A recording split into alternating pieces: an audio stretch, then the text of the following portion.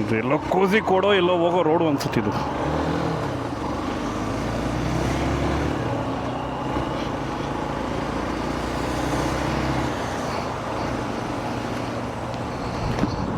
ಮಳೆ ಸ್ವಲ್ಪ ನಿಂತುಬಿಟ್ಟು ಒಂದು ಲೈಟಾಗಿ ಬಿಸಿಲು, ಇಲ್ಲ ಮಳೆ ಸ್ಟಾಪ್ ಆದರೂ ಓಕೆ. ಆ ವ್ಯೂ ಪಾಯಿಂಟ್ ನೋಡೋಕ್ಕೆ ಹಂಗಿದ್ರೆ ಚೆನ್ನಾಗಿರುತ್ತೆ.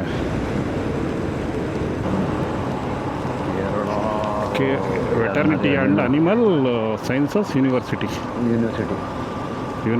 ಐತಲ್ರಿ ಯೂನಿವರ್ಸಿಟಿ.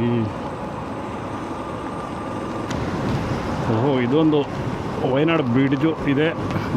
ಗೇಮ್ಸ್ ಐತೆ ನೋಡ್ರಿ ಇಲ್ಲೆಲ್ಲ ಲೆಫ್ಟಲ್ಲಿ. ಏನು ಕ್ರೇನ್ ಟೈಪಲ್ಲಿ ಐತೆ. ಲಕ್ಕಡಿ ವ್ಯೂ ಪಾಯಿಂಟ್.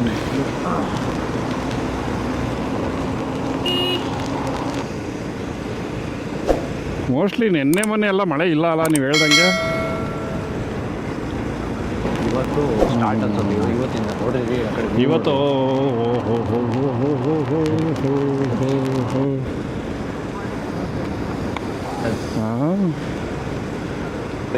ಬಿಟ್ಟಿದ್ರೆ ಇಲ್ಲ ರೀ, ಒಂದು ಟೈಮಲ್ಲಿ ನಮ್ಮ ಕಡೆನೂ ಹಿಂಗೆ ಆಗಿತ್ತು. ನಮ್ಮ ಮನೆ ಹತ್ರನೇ ಎದುರುಗಡೆ ಇದೇ ಕಾಣಿಸ್ತಿರ್ಲಿಲ್ಲ, ಫುಲ್ಲು ಮಂಜು ಹೋಗ್ಕೊಂಬಿಟ್ಟಿತ್ತು. ಅದೇ ಅಕ್ಟೋಬರ್ ಟೈಮಲ್ಲಿ ಆ ಥರ ಆಗುತ್ತೆ. ಅಕ್ಟೋಬರು ಡಿಸೆಂಬರಲ್ಲಿ ಆಗಿತ್ತು ಕಣ್ರಿ. ಏನು ಫುಲ್ಲು ಇದು ಫಾಗ್ ಕವರ್ ಆಗ್ಬಿಡೈತೆ. ಏನಪ್ಪ ಏನೋ ವ್ಯೂ ಪಾಯಿಂಟು ಏನಿದು. Thank you, visit again. ಎಲ್ಲಿಗೆ ವಿಸಿಟ್ ಮಾಡಬೇಕು? ಏನೋ ಬೋರ್ಡು ಫೋಟೋ ಹೊಡಿತಾವೆ ನೋಡ್ರಿ, ಏನೊಂದು ನೋಡ್ರಿ, ಅದು ಹಿಂದೆಗಡೆ ಕಾಣುತ್ತಾ? ಯಾರೋ ಕೇರಳದವರೇ ಹೊಡಿತಾರೆ ಬರ್ರಿ, ನಮಗೂ ಏನು ಕಾಣ್ತಿಲ್ಲ ಮುಂದೆ. ಫಾಗ್ ಕವರ್ ಕಣ್ರಿ, ಫಾಗು ಫುಲ್ಲು ಫಾಗು, ಏನು ಕಾಣಿಸಲ್ಲ, ಬರೀ ಫಾಗೆ.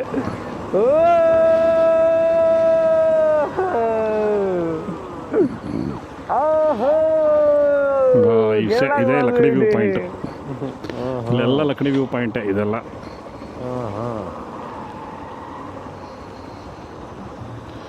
ಇದೆಲ್ಲ ವ್ಯೂ ಪಾಯಿಂಟ್.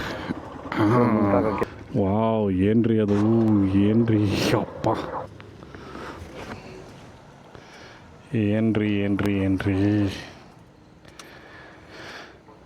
ಆಯ್ತು ಕಣಪ್ಪಿ, ಆಯ್ತು. ಮೊಬೈಲಲ್ಲಿ ನಾನು ಲಕಡಿ ಅಂತ ಹಾಕಿದ್ದೆ, ಲಕಡಿ ನೋಡ್ತಾ ಇದ್ದೆ. ರೋಡ್ ನೋಡ್ರಿ, ರೋಡ್ ನೋಡ್ರಿ, ಅಲ್ಲಿ ಕರ್ವು ಬೇರೆ. ಅಪ್ಪ,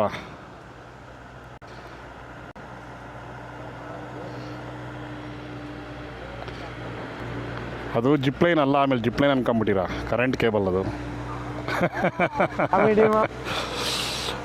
ಅದೇ ಅಲ್ಲಿ ಯಾವುದೋ ಕರ್ವ್ ರೋಡು, ಏರ್ಪಿನ್ ಬೆಂಡು.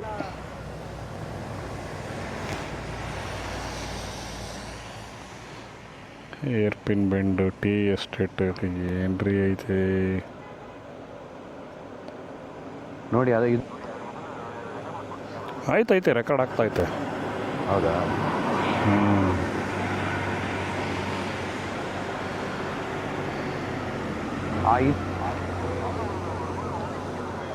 ಅವು ಸುತ್ತಾಕೊಂಡು ಹೋದಂಗೆ ಅದ್ಯಾವುದೋ ಇಲ್ಲಿಕಲ್ ಅಂತ ಕೊಟ್ಟಿದ್ರು. ಇಲ್ಲಿಕಲ್ ಅಂತೆ.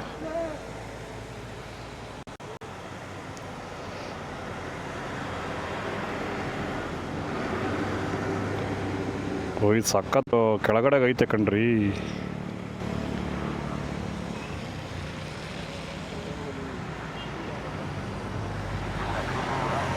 ಇದು ಲಕ್ಕಡಿ ವ್ಯೂ ಪಾಯಿಂಟ್ ಇಷ್ಟು.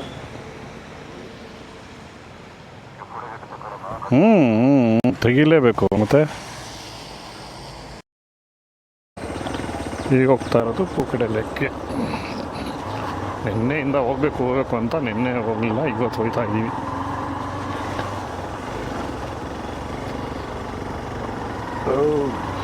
ಇದರಲ್ಲಿ ಏನು ಸ್ಪೆಷಾಲಿಟಿನೋ ನೋಡೋಣ. ಬಂದಿರೋದೇ ಉಂಟು, ನೋಡ್ದಲೇ ಇದ್ರೆ ಹೆಂಗೆ.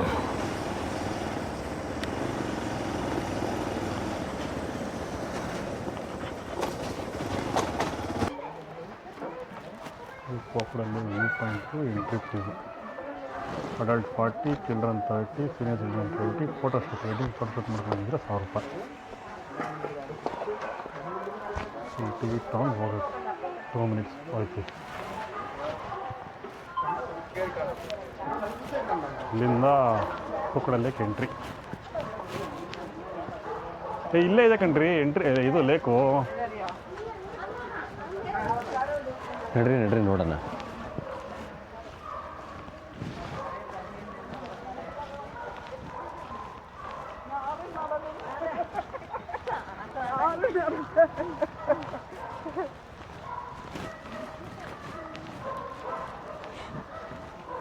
ಹುಡುಗರಿಗೆಲ್ಲ ಆಟ ಆಡೋಕ್ಕೆ ಜಾಗ ಐತೆ.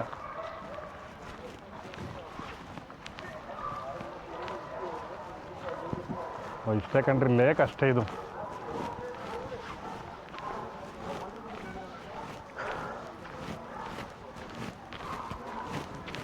ಬೋಟಿಂಗ್ ಮಾಡ್ಕೋಬೋದು. ಬೋಟಿಂಗ್ ಇದೆ.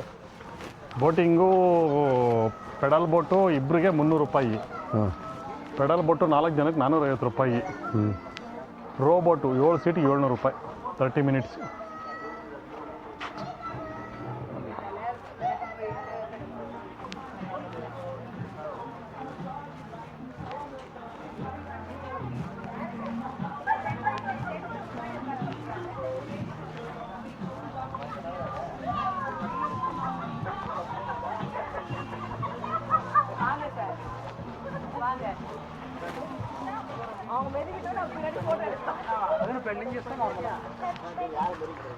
ಇದನ್ನು ಜಯನಗರದಲ್ಲೇ ಹೊಡೆದಿದ್ದೀವಿ ಕಣ್ರಿ. ಹೌದು,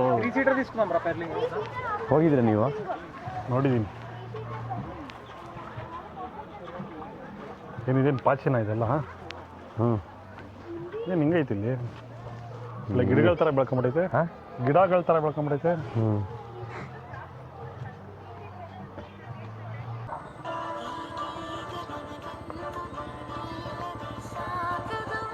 ಮನಿ ಪ್ಲಾಂಟು ಎಲ್ಲ ಬಾಟ್ಲಿಗಳು ಹಾಕಿ ಮನಿ ಪ್ಲಾಂಟ್ ಬೆಳೆಸ್ತಾರೆ. ಮರಕ್ಕೆ ನೇತಾಕ್ಬಿಟ್ಟವ್ರು ಚೆನ್ನಾಗಿ. ಒಂದು ಫೋನ್ ಬೇರೆ ಐತೆ. ಹಲೋ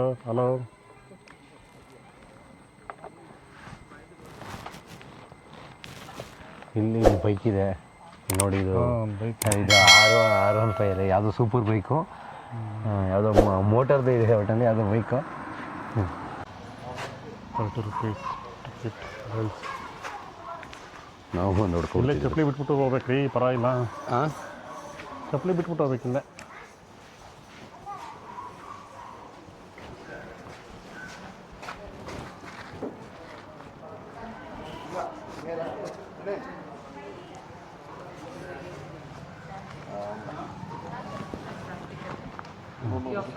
ಬೆಂಗಳೂರು.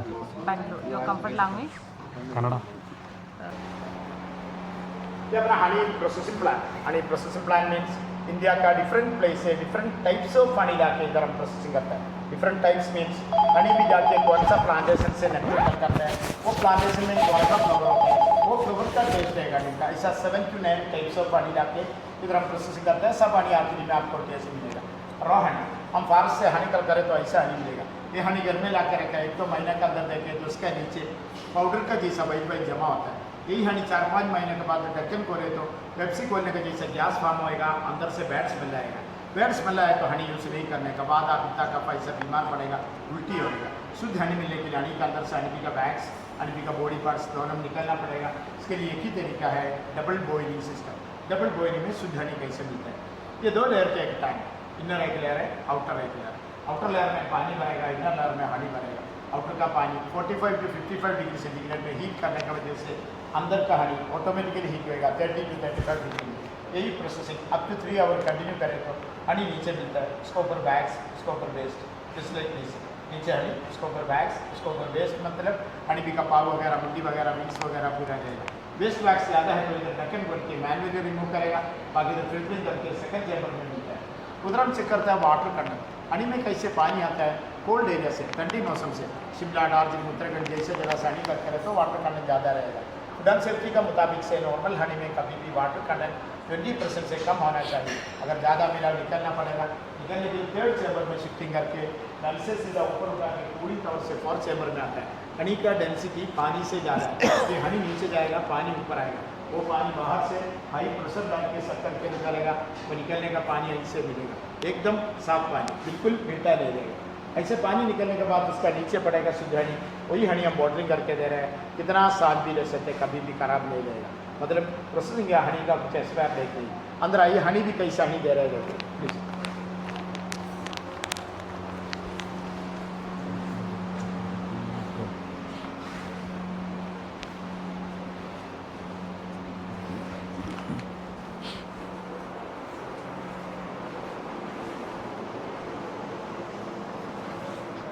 दुनिया में किधर भी हनी मिलने का 3 टाइप्स ऑफ हनी भी होना चाहिए, मेल, फीमेल, क्वीन, तीनों होने के बाद हनी मिलेगा। मेल भी का कुछ पर्टिकुलर काम नहीं है हनी बनाने में, पूरा फीमेल का काम है। फीमेल आके अपना बॉडी से वैक्स निकलता है, वैक्स से एक प्लेटफॉर्म बनेगा, प्लेटफॉर्म बनने के बाद नियरेस्ट कौन सा फ्लावर मिलता है उधर से हनी कल करके अपना पेट के अंदर डालता है। एक हनी भी को 2 पेड़ देगा, वन हनी भी और 2 स्टमक। एक स्टमक के अंदर नेक्टर डाल के दूसरा स्टमक से एक एंजाइम प्रोड्यूस करके अंदर से दोनों मिक्स करके अपना मुंह से बाहर निकलेगा, जो बना के रखा प्लेटफॉर्म्स का ऊपर लगा के अपना बैग से कवर करके रखते हैं, उसी वक्त हनी होता है। ये क्वीन, क्वीन का काम है, क्वीन साल में 1 ही बार बाहर जाएगा, हर बार बाहर जाने के टाइम मेल भी साथ में जाएगा। मेल और क्वीन बाहर जाके बाहर मैटिंग होता है, मैटिंग होने के बाद मेल भी मर जाता है। मेल मरने के बाद क्वीन वापस आके अंडा दे रहा है। एक बार अंडा डालने के टाइम 1000 से ज़्यादा अंडा डाल के 24 डेज के बाद अंडा से बच्चा आता है, और बच्चा के गले से एक एसेंस आएगा, उसको बोलता है रॉयल जेली। रॉयल जेली का आता है फिल्म स्टार, सेलिब्रिटी लोग, एंटी एज के, हमेशा ब्यूटी रहने का, बॉडी का एक्स्ट्रा एनर्जी मिलेगा। क्यून का खाना है रॉयल जेली। रॉयल जेली खाने की वजह से क्यून बड़ा रहेगा, मोटा रहेगा, खूबसूरत भी रहेगा, उसका उम्र 3 साल तक रहेगा।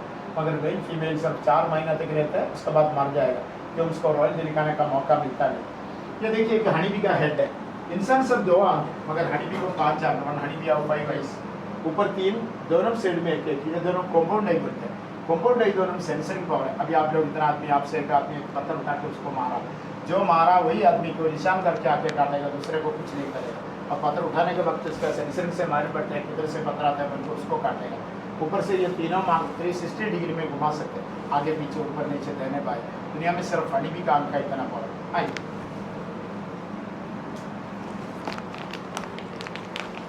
नड्रे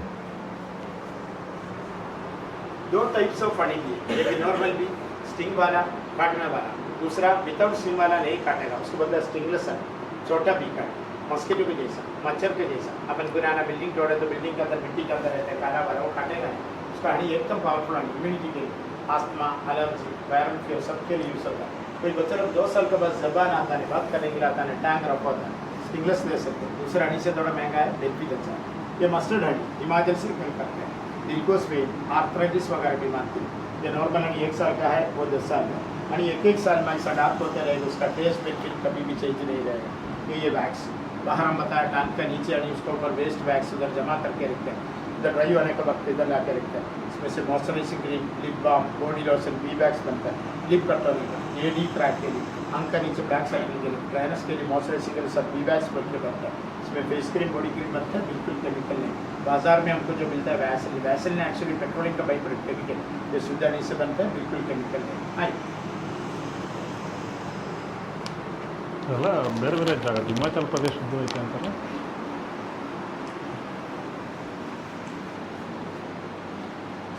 ಅಂದರೆ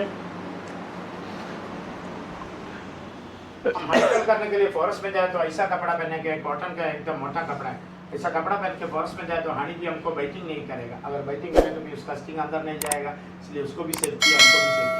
अगर हनी भी एक आदमी को काटा, उसी वक्त हनी भी मर जाएगा। कैसे? वो काटने का टाइम उसका स्टिंग टूट जाता है। हनी भी का स्टिंग बोले तो उसका एब्डोमेन का साथ आता है, एब्डोमेन कट होकर बाहर आए तो उसी वक्त हनी भी मर जाएगा। मरने से पहले उसका स्टिंग अपना बदन पे छोड़ के जाता है, जस्ट स्टिंग निकाल के थोड़ा टर्मरिक पाउडर लगाने का, नहीं तो हनी लगाने का, पेन कम होएगा। ये पुराना तरीका, गाँव में विलेज में हनी कल करने जाने वाला उसका अंदर स्मोक डालता है, स्मोक डाल के ऐसा प्रेसिंग करे तो हवा की वजह से हनी भी निकल जाएगा। हनी भी निकल जाए तो हम ऐसा हनी कल करके इसका अंदर डालता है, सर्टिफिकल सिस्टम होता है। ऐसा करते नहीं करे तो हनी नीचे गिरेगा, नीचे से हनी कल कर सकते हैं, कोम उसका ऊपर रहेगा, टूटेगा नहीं। वापस रखने की वजह से हनी भी को रिफिल कर सकते हैं, हमको जल्दी हनी मिलेगा। बाहर आइए, 7-8 पेंसो पनीर सब टेस्ट कर सकते हैं। ಅಷ್ಟೇ ಇಷ್ಟೇ ಕಂಪ್ಲೀಟ್.